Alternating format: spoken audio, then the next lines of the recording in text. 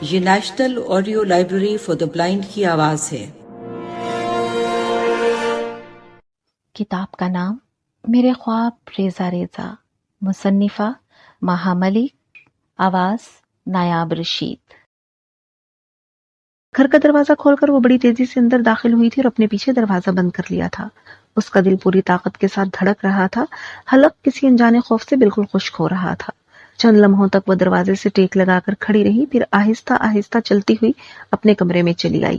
احسن کی آمد اب تک نہ ہوئی تھی اور یہ اچھا ہی تھا۔ زینب اپنی کیفیت اسے کسی طور نہ چھپا پاتی۔ بیڈ کے کنارے ٹک کر وہ خود کو سوچنے سمجھنے کے قابل کرنے کی کوشش میں مصروف تھی۔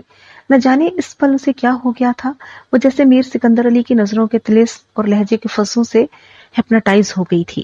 وہ اپنے آپ میں نہ رہی تھی۔ ایک انجان غیر مرد سے نہایت قیمتی تحفہ وصول کرنا حد درجہ کی حماقت تھی، اور زینب حیرانی سے اپنی اس حماقت کا جواز تلاش کر رہی تھی۔ یا شاید ایسا ہوا تھا کہ میں رملہ کی چیزیں دیکھ کر جس جھنجھلاہٹ، مایوسی اور اداسی کا شکار ہوئی تھی، اس کا تدارک کا فی الفور مجھے یہی طریقہ سوجھا کہ میں ان ساری چیزوں سے کئی گنا زیادہ قیمتی اور خوبصورت چیز حاصل کر لوں۔ شاید یہی وجہ تھی کہ میں نے سوچے سمجھے بغیر اس نے مٹھی کھولی۔ نم ہتھیلی پر پڑا ہیرا پوری آب و تاب سے جگمگا رہا تھا۔ اس میں سے پھوٹتی روشنیاں اس کے بیش قیمت ہونے کی گواہی دے رہی تھیں۔ اس کی سفید کبوتری ہتھیلی خود پر نازاں لگتی تھی۔ زینب نے مٹھی پھر سے بند کر لی۔ وجہ کوئی بھی تھی، جواز کچھ بھی ٹھہرا تھا۔ یہ طے تھا کہ وہ ہیرا زینب شاہ کی ملکیت تھا۔ اسے لینا وہ اپنی حماقت گردان رہی تھی، لیکن اسے واپس کرنے کا کوئی ارادہ نہ رکھتی تھی۔ اور پھر وہ کہہ تو رہا تھا کہ اسے مجھ سے کوئی مطلب، کوئی غرض نہیں، محض ذرا سی خوشی کا رشتہ۔ اس نے خود کو مطمئن کرنا چاہا۔ خوشی، رشتہ، کوئی اس کے اندر بولا تھا۔ مرد اور عورت کا ذرا سا رشتہ، اور وہ بھی خوشی کا وقتی رشتہ۔ جانتی ہو زینب ان الفاظ کا مطلب؟ اپنے اندر ایک ہولناک تباہی، ایک آتش فشاں سمیٹے ہوئے ہیں یہ الفاظ۔ وہ پریشان ہو کر اپنی جگہ سے اٹھ کھڑی ہوئی، بازو سینے پر لپیٹ کر ادھر سے ادھر ٹہلنے لگی۔ اندر ایک جنگ سی جاری ہو گئی تھی۔ ایک غیر مرد ایک غیر عورت کو بھلا کیوں اتنا قیمتی تحفہ دے گا؟ کیا اس کے پاس اس قدر فالتو دولت ہے کہ یوں ہی اپنے دل کی خوشی کے لیے تحفے بانٹتا پھرتا ہے؟ بنا غرض کے تو کوئی کسی کو اپنا گناہ نہیں دیتا۔ اور مجھے کیا ہوا تھا کہ میں نے بغیر سوچے سمجھے اپنا ہاتھ پھیلا دیا؟ اب وہ کیا سوچے گا، کیا خیال کرے گا میرے بارے میں؟ کہ بس یہی وہ پارسائی کا دعویٰ تھا جو ایک ہیرے کی تپش نہ سہ سکا، موم بن کر بہہ گیا۔ یہ کیا کیا میں نے؟ وہ تعصب سے سوچتی رہی اور بے چینی سے ٹہلتی رہی۔ اور رملہ، وہ ایک جگہ ٹھہر گئی۔ رملہ کو اگر معلوم ہو گیا کہ میں نے یہ حرکت کی ہے، او خدا، میرے خدا، وہ شدید پریشانی کا شکار ہو چکی تھی۔ کیا سوچتی ہوگی کہ میں اس کو بتائے بغیر، کچھ کہے سنے بغیر ہی کیوں چلی آئی؟ اس نے سکندر علی سے استفسار کیا ہوگا کہ زینب کیوں چلی گئی۔ تو کیا اس نے رملہ کو سب کچھ بتا دیا ہوگا؟ کیا اس نے رملہ سے کہہ دیا ہوگا کہ میں نے اس کا تحفہ قبول کر لیا ہے؟ کتنا تمسخر ہوگا رملہ کی مسکراہٹ میں۔ اب میں اس کا کیسے سامنا کروں گی؟ اس نے ایک مرتبہ پھر مٹھی کھول کر دیکھا، اس کی ہتھیلی پسینے سے بھیگ چکی تھی۔ وہ تھک کر دوبارہ بیٹھ گئی۔ پھر اسے احسن کا خیال آیا۔ یک بارگی اس کا دل دھڑکنا بھول گیا۔ احسن، اور اگر احسن کو علم ہو جائے؟ یا خدا، احسن یا تو مجھے قتل کر دیں گے، میں جو اتنی گھٹیا حرکت کرائی ہوں۔ کیا سوچ کر، کیا یہ میں لاکٹ پہن سکوں گی؟ اگر پہنوں گی تو احسن سے کیا کہوں گی؟ یہ کہ میری کسی سہیلی نے دیا ہے، یا یہ کہ آپ جو محدود اور قلیل رقم ہر ماہ مجھے دیتے ہیں، اس میں سے پس انداز کی ہوئی رقم سے یہ بیش قیمت ہیرا خرید لائی ہوں، یا یہ کہ یہ ہیرا میری مری ہوئی غریب ماں کی آخری نشانی ہے۔ اوہ، یہ میں نے خود کو بیٹھے بٹھائے کس مصیبت میں مبتلا کر لیا ہے۔ وہ ہونق چہرہ لیے آئینے کے سامنے جا کھڑی ہوئی۔ چند لمحوں تک وہ کھڑی اپنے عکس کو دیکھتی رہی، اور پھر اس نے مٹھی میں دبے اس لاکٹ کو غور سے دیکھا۔ ایک نازک اور خوبصورت چیز ایک پیاری شخصیت کے لیے۔ اسے میر سکندر علی کے الفاظ یاد آئے۔ نہ جانے کیوں ایک خوبصورت سی مسکان نے اس کے لبوں کو اپنے حصار میں لے لیا۔ اس نے مٹھی میں دبا لاکٹ گلے سے لگا کر دیکھا اور پھر پہن لیا۔ سراہی دار گردن سج گئی تھی۔ وہ لاکٹ واقعی اس کی خوبصورت سانچے میں ڈھلی گردن کے لیے ہی بنا تھا۔ لاکٹ کا عکس آئینے سے روشنی کی صورت میں منعکس ہو رہا تھا۔ زینب کو ایسا لگ رہا تھا کہ اس کا پورا وجود روشنیوں کی زد میں ہے، اور وہ اس کی بوچھاڑ میں بھیگ رہی ہے۔ وہ کتنی دیر تک کھڑی خود کو دیکھتی رہی۔ اس منظر نے اسے سب کچھ بھلا دیا تھا۔ میر سکندر علی اس کے لیے کیا سوچ سکتا ہے؟ رملہ اس بات کو بنیاد بنا کر اسے کس طرح خوار کر سکتی ہے؟ اور احسن غصے میں آ کر کیا کچھ کر سکتا ہے؟ اسے کچھ یاد نہ رہا۔ اسے صرف اپنا خوبصورت سراپا نظر آ رہا تھا اور اس پر سجا وہ قیمتی ہیرا۔ کال بیل کی آواز اسے حقیقت کی دنیا میں لائی تھی۔ وہ بے طرح چونک اٹھی، وال کلاک کی جانب دیکھا۔ رات کے 10 بج رہے تھے۔ اس وقت احسن کے سوا اور کون ہو سکتا ہے؟ اس نے جلدی لاکٹ اتارا اور الماری کی جانب بڑھی. اپنے زیورات کے ڈبے میں وہ لاکٹ رکھ کر اس نے الماری کا وہ خانہ لاک کر دیا. پھر تیزی سے باہر کی جانب بڑھی. اتنی دیر میں کال بیل 2-3 مرتبہ بج چکی تھی. کمال ہے یار. وہ تھکا ہوا اندر داخل ہوا تھا. کتنی دیر سے باہر کھڑا ہوں، کیا کر رہی تھی تم؟ کچھ بھی نہیں، کچھ بھی نہیں. اس نے تیزی سے نفی میں سر ہلایا. آپ کے لیے کھانا لاؤں؟ ہاں. وہ صوفے پر بیٹھ کر جوتے اتارنے لگا تھا. ہاں کھانا کھاتے ہیں، اتنی جلدی کیا ہے؟ فی الحال ایک گلاس پانی پلا دو. جی اچھا. وہ کچن کی جانب لپک گئی. احسن نے حیرانی سے اسے جاتے ہوئے دیکھا. اس کا رویہ کچھ ناقابل فہم سا تھا. وہ قدرے گھبرائی ہوئی لگتی تھی. کیا بات ہے، بڑی تیزی میں ہو؟ وہ فٹافٹ پانی کا گلاس بھر لائی تو اسے تھامتے ہوئے وہ حیرانی سے گویا ہوا تھا. نہیں. چہرے پر سے بال ہٹانے لگی. پھر بے اختیار ہی اپنی گردن کو ٹٹولنے لگی جیسے وہ لاکٹ اب تک اس کی گردن میں جھول رہا ہو. وہ اب تک اس کا لمس اپنے گلے پر محسوس کر رہی تھی. دل کے چور نے پہلی مرتبہ اپنا ڈیرا جمایا تھا. وہ عجیب گھبراہٹ کا شکار ہو رہی تھی. اسے احسن کا بار بار اپنی جانب دیکھنا بھی وہم میں مبتلا کر رہا تھا. جیسے وہ اس کے چہرے سے سب کچھ جان لے گا، جیسے اس کے چہرے پر ساری کہانی لکھی ہوئی ہے. احسن کپڑے تبدیل کرنے گیا تو کچن میں چلی آئی. کھانا گرم کرنے لگی. اس کا ذہن مسلسل انتشار کا شکار ہو رہا تھا. ایک عجیب سی مایوسی اور اداسی اس کے وجود کا احاطہ کر رہی تھی، جو اسے بار بار یقین دلاتی تھی کہ اس نے جو کچھ کیا وہ صحیح نہیں تھا. کھانا گرم کر کے وہ باہر آئی تو احسن حسب عادت ٹی وی کے سامنے صوفے پر لیٹا تھا. وہ کچھ کہے بنا کھانا میز پر رکھنے لگی. یوں ہی اس کی نگاہ اٹھی تو اس نے دیکھا وہ لیٹے لیٹے سو چکا تھا. ابھی اسے لیٹے ہوئے بمشکل 5 منٹ ہی ہوئے تھے اور وہ پھر سو گیا. اس کے آفس میں کام بے حد زیادہ تھا. وہ بے حد زیادہ تھک گیا تھا، جس کا ایک ثبوت یہ بھی تھا کہ وہ لیٹتے ہی سو جاتا تھا. زینب تھوڑی دیر تک اسے دیکھتی رہی. اس کے چہرے پر اس کی وہی ازلی نرمی تھی جو اس کے مزاج کا حصہ تھی. پرسکون انداز میں بند کی ہوئی آنکھوں سے اس کے اندر چھپے سکون اور ٹھہراؤ کا پتہ چلتا تھا. بند ہونٹوں کے گوشوں میں ایک عجیب مسکراہٹ اور معصومیت چھپی بیٹھی تھی. زینب کے اندر بیٹھے چور نے کسی نامعلوم اذیت سے گھبرا کر چلانا شروع کر دیا. وہ پریشان ہو کر بیٹھ گئی اور اسے پکارنے لگی. احسن، احسن. ہاں. وہ چونک کر غنودگی کی کیفیت سے باہر نکلا. زینو کیا ہوا؟ کیا ہونا ہے؟ کھانا ٹھنڈا ہو رہا ہے، اٹھ جائیں. بگڑے انداز میں کہہ کر وہ پھر کچن کی جانب چل دی. فریج سے ٹھنڈے پانی کی بوتل نکال کر لائی. آؤ زینو کھانا کھا لو. وہ آہستگی سے بولی. مجھے بھوک نہیں. بیٹھو یار، کھانے سے کیسے ضد؟ نہیں ضد کی کیا بات. وہ اس کے مقابل بیٹھ گئی اور سر جھکا کر کھانا کھانے لگی. کہیں گئی تھیں؟ اس نے اچانک ہی پوچھا تھا. زینب بے طرح چونک اٹھی. جی. اس کا دل تیزی سے دھڑکنے لگا تھا. نہیں تو؟ احسن نے میز کے کنارے رکھی ہوئی چابی کی جانب اشارہ کیا. وہ جب دروازہ کھول کر اندر آئی تھی تو گھبراہٹ میں چابی جگہ پر رکھنا بھول گئی تھی. وہ چابی اب تک میز کے کنارے پڑی ہوئی تھی. اب وہ کم از کم یہ تو نہیں کہہ سکتی تھی کہ چابی خود بخود اپنی جگہ سے اڑ کر میز تک چلی آئی تھی. وہ گڑبڑا گئی. ہاں وہ میرا ملا کی طرف گئی تھی. وہ تو گھر پر تھی نہیں، مارکیٹ گئی ہوئی تھی. میں اسی وقت واپس آ گئی. احسن نے اسے بغور دیکھا. آج اس کا رویہ حقیقتاً ناقابل فہم تھا. اتنی صفائیاں پیش کرنے کی تو اسے عادت ہی نہیں تھی. گڑبڑاہٹ سے تو اس کا دور تک کا واسطہ نہ تھا. ہاں تو ٹھیک ہے، وہ نرمی سے بولا. اس میں اتنا گھبرانے والی کیا بات ہے؟ پچھلے چند دنوں میں رملہ کے بارے میں اس کی رائے میں بے حد تبدیلی آ چکی تھی. رملہ نے جس طرح اپنی دیگر مصروفیات ترک کر کے زینب کا دن رات خیال رکھا تھا وہ قابل تعریف تھا. رملہ کے متعلق اب اس کا رویہ تبدیل ہو چکا تھا. اسے سمجھ میں نہ آیا تھا کہ زینب اس کا نام لیتے ہوئے کیوں گھبرا رہی تھی. آپ کے لیے چائے بناؤں؟ کھانے کے برتن اٹھانے سے قبل ہی اس نے پوچھا تھا. نہیں یار، نیند غائب ہو جائے گی. اتنا تھکا ہوا ہوں کہ لیٹتے ہی سونا چاہتا ہوں. وہ کمرے کی جانب بڑھ گیا اور زینب نے ایک گہرا سانس خارج کر کے برتن سمیٹے.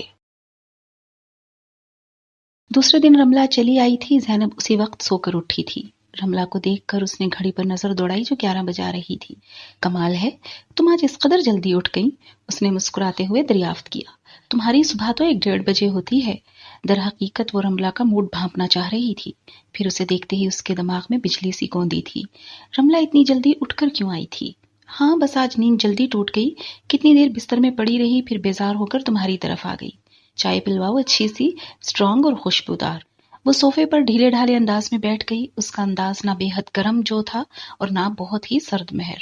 زینب قطعاً کچھ اندازہ نہ کر سکی. رملہ کا رویہ کچھ سست اور مبہم سا تھا. صوفے پر بیٹھ کر وہ قریب پڑے میگزین کی ورق گردانی کرنے لگی تھی. جمیلہ اب تک نہ آئی تھی سو وہ خود ہی کچن میں جا کر چائے بنانے لگی. تھوڑی دیر میں رملہ بھی اٹھ کر وہیں آ گئی. ناشتہ بنا دوں؟ زینب نے اس کی جانب دیکھا. اس نے نفی میں سر ہلایا. صرف چائے، وہ بھی اسٹرانگ سی ہو، چینی کم ڈالنا. میری اماں کہتی تھیں خالی پیٹ چائے پینے سے کلیجہ جلتا ہے. زینب کو نہ جانے کیوں یاد آ گیا تھا. وہ مسکراتے ہوئے کہنے لگی. کیوں اپنا کلیجہ جلاتی ہو؟ ایک کپ دودھ ہی پی لیا کرو۔ رملہ بے اختیار ہنس پڑی۔ وہ تو جل جل کر پہلے ہی سیاہ کوئلہ ہو چکا ہے، کوئلے پر چائے ڈالو یا دودھ، ایک ہی بات ہے، کون سا اس نے کوہ نور بننا ہے؟ زینب کو اپنے چہرے کا رنگ خود ہی بدلتا محسوس ہوا۔ وہ خفیف سی ہو کر کپ میں چمچہ ہلانے لگی۔ اسے سمجھ میں نہیں آ رہا تھا کہ رملہ باخبر ہے یا بے خبر، اس نے زینب پر طنز کیا ہے یا یوں ہی ایک بات کہہ دی ہے۔ ارے ہاں زین، پھر رملہ کپ تھامتے ہوئے بولی تھی، یہ تم کو کل کیا ہو گیا تھا؟ کیا؟ زینب کا ہاتھ کانپ گیا۔ تھوڑی سی چائے چھلک کر سوسر میں گری۔ کھانا کھانے آئی تھی، پھر بنا کچھ کہے بغیر بتائے وہاں سے بھاگ گئیں۔ یار میں سکندر کے لیے کافی بنا رہی تھی، میرا مقصد تمہیں نظر انداز کرنا ہرگز نہ تھا، تم نے مائنڈ کیا تھا کیا؟ ارے نہیں، اس کے معذرت خواہانہ انداز سے زینب کے دل کا بوجھ ہلکا ہو گیا۔ یہ تم نے کیوں کر سوچا؟ اس میں بھلا مائنڈ کرنے والی کون سی بات تھی؟ بس مجھے ذرا احسن کا خیال آ گیا تھا کہ میں گھر کو لاک کر کے آئی تھی نا، میں نے سوچا احسن آفس سے آ کر پریشان ہوں گے۔ میری پریشانی کا خیال نہ آیا تمہیں؟ رملہ نے اسے گھورا۔ میں تمہیں وہاں نہ پا کر سوچتی ہی رہ گئی کہ زینب کو کیا ہوا۔ سکندر کہنے لگا تمہیں اس کو کمپنی دینی چاہیے تھی، تم کچن میں گھس گئی، کافی تو میں پھر کبھی پی لیتا، اماں بیچاری نے بھی صرف تمہاری خاطر ٹیبل لگائی تھی، مجھے افسوس ہے وہ محض اتنا ہی کہہ سکی۔ تمہاری سزا ہے کہ آج تم پھر آؤ گی، میں نے اماں سے کہا ہے رات کو کوئی مزیدار سی چیز بنائے۔ نہیں نہیں رملہ، روز روز کا آنا اچھا نہیں ہوتا، پھر کبھی صحیح، زینب نے پرزور انکار کیا۔ رملہ نے بھی زیادہ اصرار نہ کیا تھا، وہ چپ چاپ چائے پینے لگی اور زینب فی الحال بہت دنوں تک اس کے گھر جانے کے موڈ میں نہ تھی۔ زینب خاتون پلیز، یہ آپ کے لیے ہے اور میں اپنے ہاتھوں سے آپ کو پہنانا چاہتا ہوں، کیا آپ انکار کر کے میرا دل توڑ دیں گی؟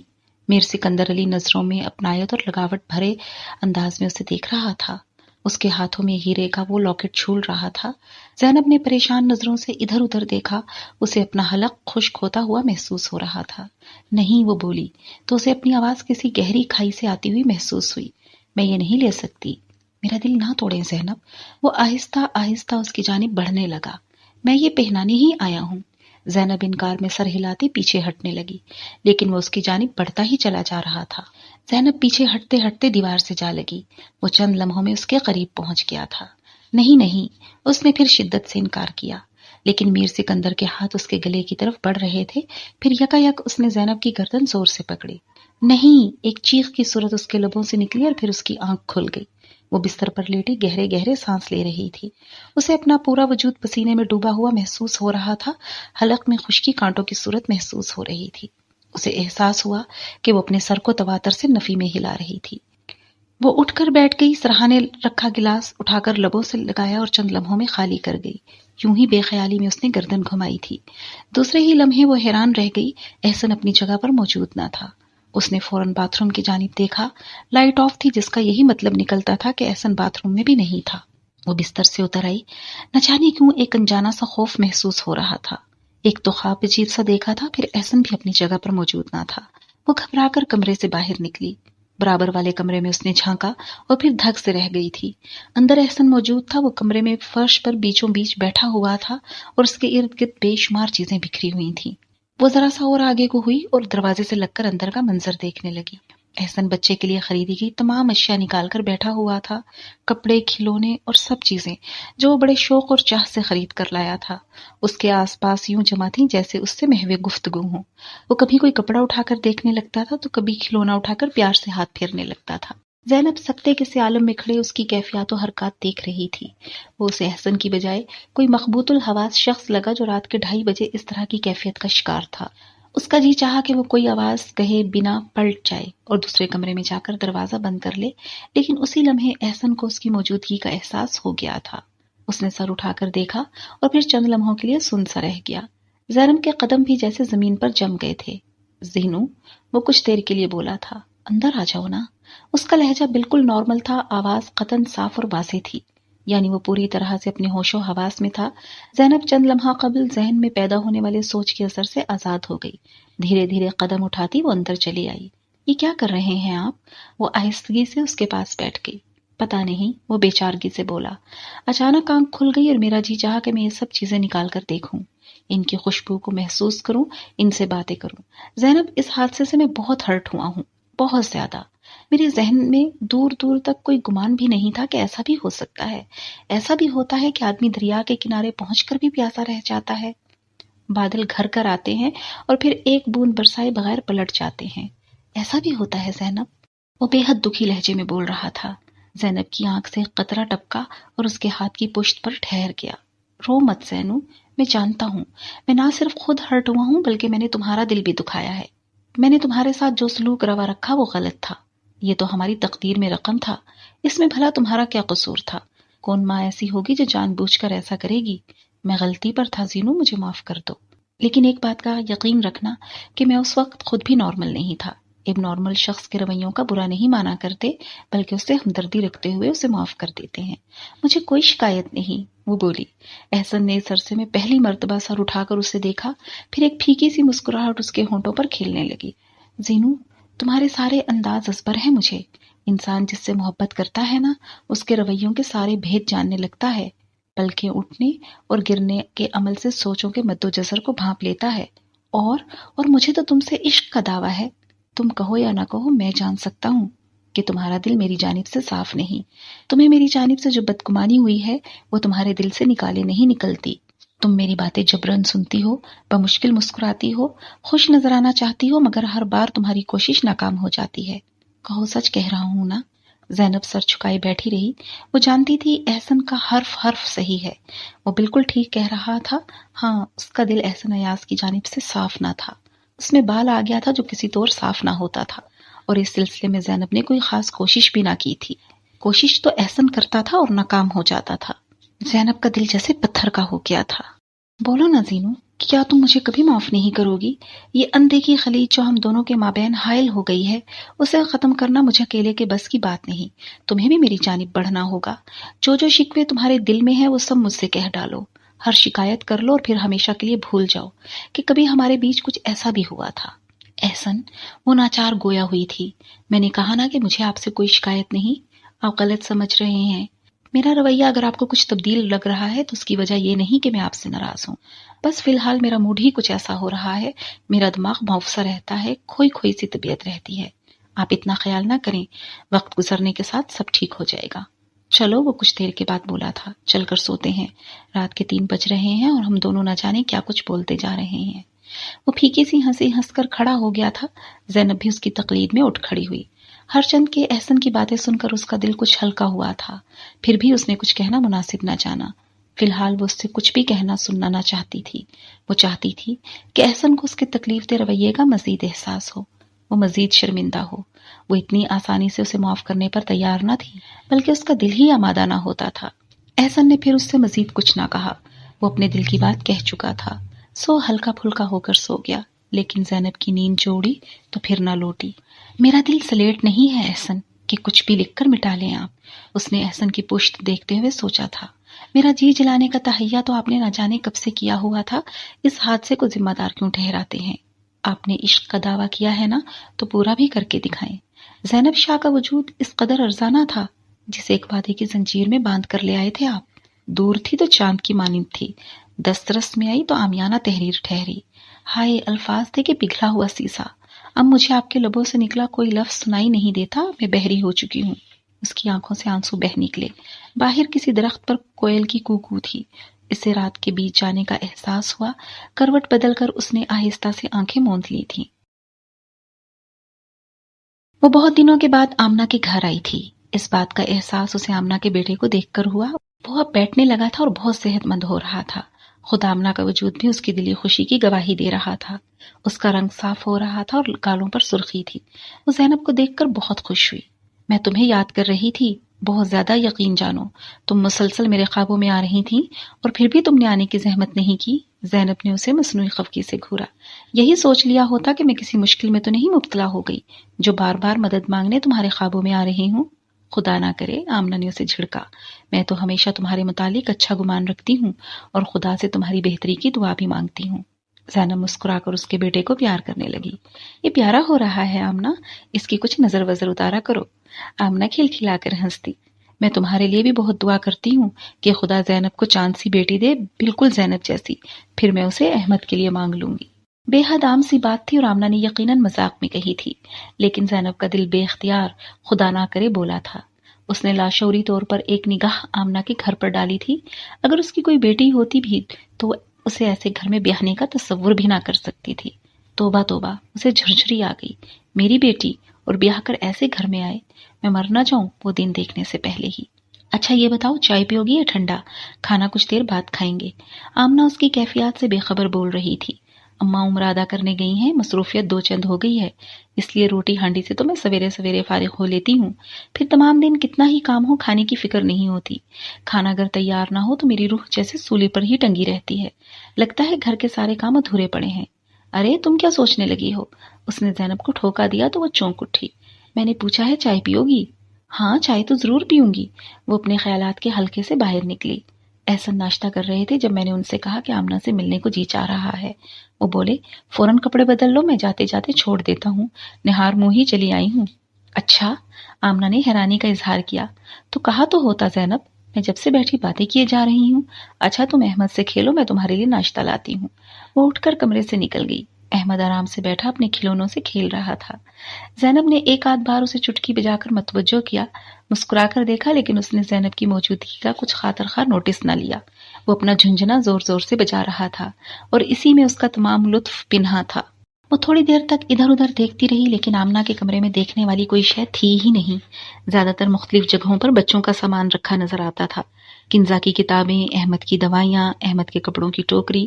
وہ بور ہو کر باہر نکل آئی۔ آمنہ کچن میں تھی۔ ارے تم اندر بیٹھتی؟ اس نے زینب کو دیکھ کر کہا۔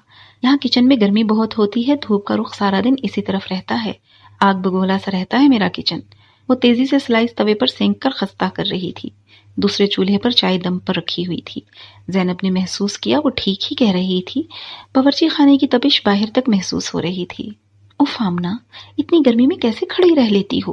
یہاں بندہ بے ہوش بھی ہو سکتا ہے، اس نے تبصرہ کیا۔ ٹھیک کہتی ہو، آمنہ مسکرائی۔ شروع میں بے حد گھبرا گئی تھی، رمضان میں تو جیسے دانتوں تلے پسینہ آ جاتا ہے۔ میں واقعی 2 مرتبہ بے ہوش ہو گئی تھی۔ پھر؟ زینب کی آنکھیں پھیلی۔ بس پھر عادت ہو گئی، اب تو اتنا محسوس بھی نہیں ہوتا۔ اتنا کام ہوتا ہے گھر کا، تم کام کاج کے لیے کوئی عورت کیوں نہیں رکھ لیتی؟ آمنہ نے ایک نظر اسے دیکھا اور متانت سے مسکرا دی۔ چلو اندر چلتے ہیں، ناشتہ تیار ہے۔ پراٹھا اس لیے نہیں بنایا کہ پھر تمہیں دیر تک بھوک نہیں لگتی۔ وہ دونوں اندر آئیں تو آمنہ ہائی کر کے رہ گئی۔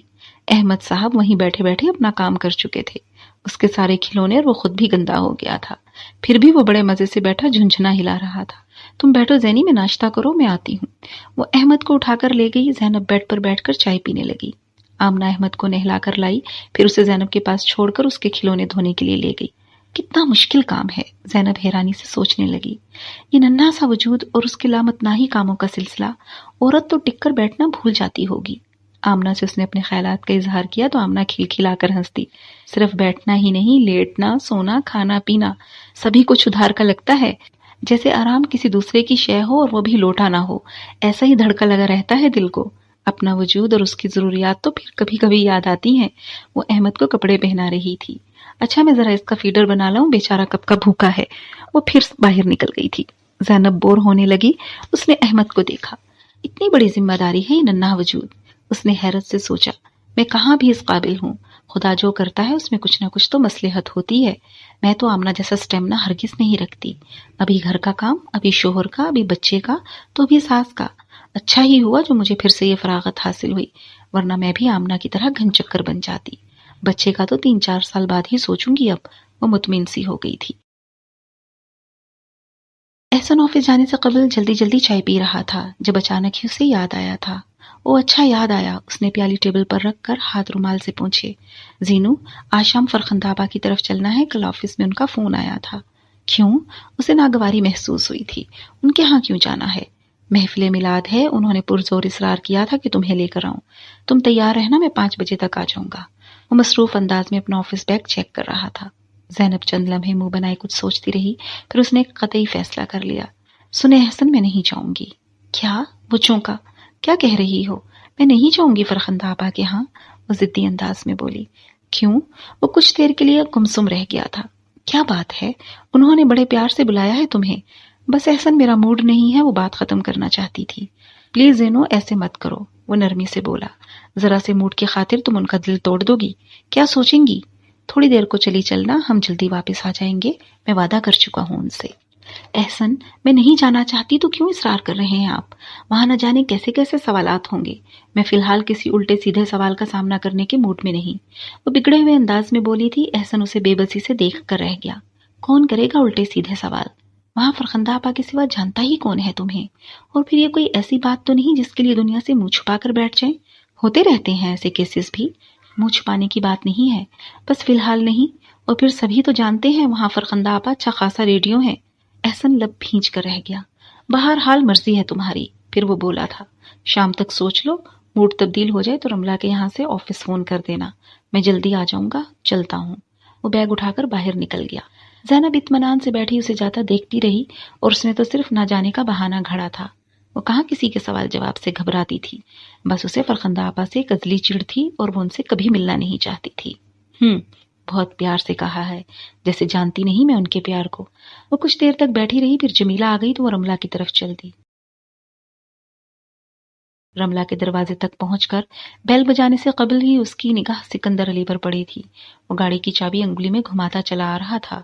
مسٹرڈ پتلون اور مسٹرڈ لائنوں والی لائٹ گرین شرٹ میں وہ حقیقتاً بے حد سمارٹ لگ رہا تھا۔ خوبصورت سن گلاسز اس کی شخصیت، اس کے حسن میں اضافے کا باعث تھے۔ وہ یقیناً وجیح کہلائے جانے کا مستحق شخص تھا۔ زینب اطلاعی گھنٹی بجاتے بجاتے رک گئی، وہ کچھ پزل ہو گئی تھی۔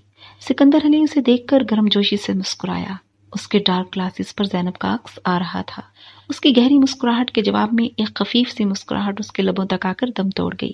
وہ خود کو مجرم سا محسوس کر رہی تھی۔ ہیلو معزز خاتون، وہ فریش انداز میں بولا۔ زینب کو نہ جانے کیوں لفظ معزز اپنا مذاق اڑاتا ہوا محسوس ہوا۔ ہیلو، وہ دھیمے سے بولی۔ ایسے حسین اتفاقات روز سرزد کیوں نہیں ہوتے؟ وہ بڑے موڈ میں تھا۔ حسن کی خصوصیت ہی یہی ہے، یہ عام نہیں ہوتا۔ نہ جانے وہ کیسے کہہ گئی تھی۔ سکندر علی نے ذرا تھوڑا سا اونچا ہو کر ایک کہا لگایا، رائٹ یو آر، آپ نہ صرف حسین بلکہ ذہین بھی ہیں۔ آج اندازہ ہوا کہ آپ بولیں تو قیامت ڈھا دیں، اسی لیے کم بولتی ہیں۔ آپ روز ہی آتے ہیں یہاں؟